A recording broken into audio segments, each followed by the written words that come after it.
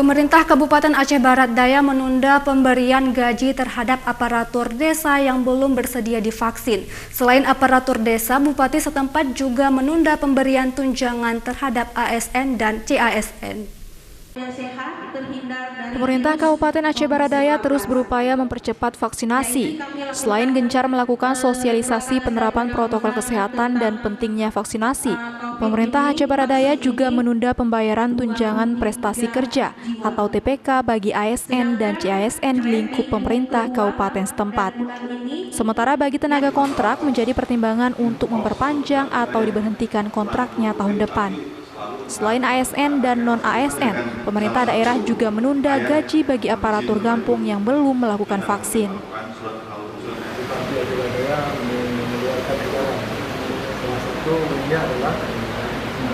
Menunda atau tidak diberikan visi kepada ASN dan non-ASN.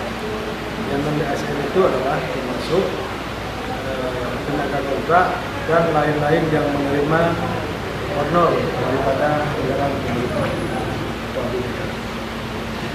Satunya termasuk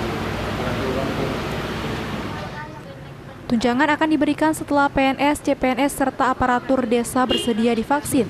Bagi yang memiliki alasan medis sehingga tidak dapat divaksin, maka yang bersangkutan akan tetap menerima tunjangan prestasi kerja. Dari Kabupaten Aceh Barat Daya, Tim Liputan iNews melaporkan.